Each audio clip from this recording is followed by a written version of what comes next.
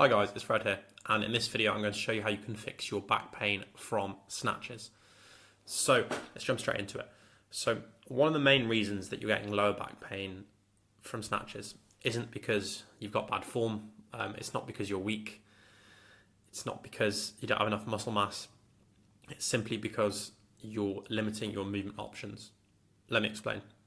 So when you're doing your snatches, and to be honest, any other Olympic weightlifting variation, so yeah, your clean jerks, your push presses, all your accessory work, your back squats, your front squats, your deadlifts, your pulls, you're stuck in extension all the time in your back, especially in your mid back, so your thoracic area. What's extension? Well, extension is this. So again, this is not just your thoracic, it's mostly thoracic, but also your lower back. Just stuck in extension all the time. And we think this shoulders back position is a so-called good posture. Now, the problem with thinking that is because we train this position all the time, if we're weightlifters, or we train weightlifting, you do it as part of CrossFit, whatever, we're stuck in this position all the time. Then we're also told in day-to-day activities that shoulders back is a good posture. So even in our day-to-day life, we're stuck in extension all the time. So our body does not know how to flex and get into any other position. Now, why is this an issue? Well, if we're stuck in extension all the time, number one, we can't actually train extension properly because we're stuck at end range. Does that make sense? Imagine, a good way to explain this, imagine if your knee, you're trying to bend your knee and your knee was at full flexion, so it was fully bent, and you're trying to bend it more. You've got nowhere to go. Does that make sense? Whereas, instead of being an extension all the time, what if we're not fully flexed, not fully rounded, just somewhere roughly in the middle? Then we have room to go both ways. We have room to extend and train that. We also have then room to flex, as opposed to being stuck here. Because if we're stuck at end range, we have nowhere else to go. I hope that makes sense. Problem number two is we don't train flexion. So I alluded on that, but essentially then we don't train this movement. We actually don't let the shoulder blades roll around the rib cage. Now, why is this important? Well, it's a natural part of human movement. If you look at how the scapular shoulder blades are designed, they're designed to move around the rib cage and come back around the rib cage. So they're designed to protract and retract. They're not just designed to be stuck in retraction, which is, again, that cue of shoulders back and down. Now, I'm not saying that cue is inherently bad, but you need to distinguish between performance in a sport. So when we're doing our snatches and clean jerks, from a performance point of view, we want our shoulders back and down because it allows us to be in a more efficient position to lift more weight. However, that is not the same thing as moving effectively and how we were designed to move as humans. Does that make sense? So weightlifting is a sport, but it's not actually how we're designed to move.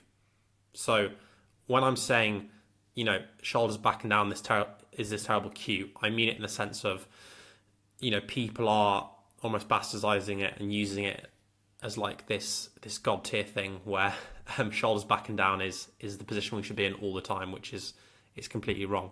So hopefully now you understand why shoulders back and down can be a very poor cue and why being stuck in extension all the time isn't good. So what's the solution to that? How do we fix it? Well, number one, we need to get the shoulder blades moving around the rib cage, so protracting, going forward.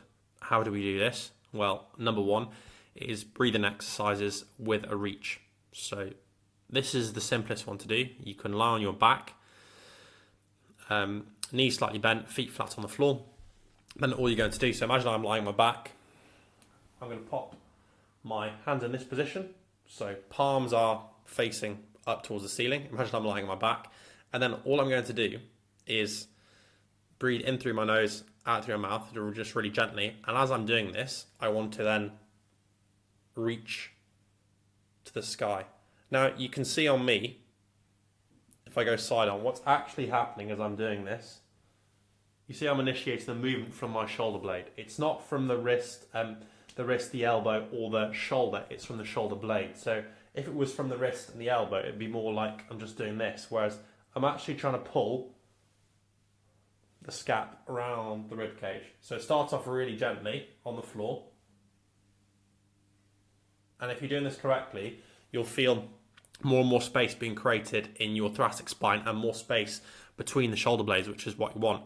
By the time you've done 5 to 10 reps, you should then feel, as you actually you're lying on the floor, you should feel there's more rounding through the thoracic spine, and you've actually got a nice smooth curve through your thoracic spine and then down to your lumbar spine, as opposed to just being completely flat through there, because obviously you're used to being stuck in extension if you're a weightlifter, more than likely. Okay, so that's what you need to do first. And then what you need to do as well is, within your accessory work, you need to include movements that actually train flexion through the thoracic spine and rotation through the thoracic spine, because again, we don't get this movement, but we also don't get this movement in weightlifting.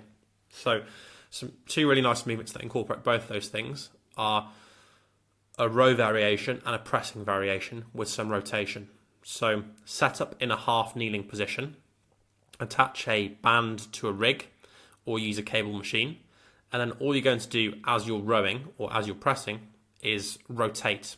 So you start on one arm, you'll press with one arm, and as you press, you're going to let this shoulder retract, and then you'll come back and you'll go the other way. So you're getting rotation through here, and you're also getting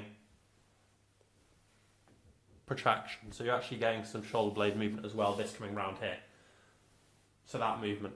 So again, if you do the breathing and then you do these variations, that'll just help open up that area, create some more flexion and rounding through the thoracic spine. Number one, it will actually improve your performance because you're in a better position now with your accessories to actually create more movement, because again, we're not stuck in end range, so we can actually then train extension and retraction. But also then it gives you more space at your back, and it gives your back more space to actually have musculature that it was designed to have, if you can actually round a bit more, because then your lat has got more space here and there's more space between your shoulder blades. Okay, hopefully that makes sense. Any questions, drop them in the comments down below. And if you're interested in what I do at FCR with online injury rehabilitation, just visit the link in the description.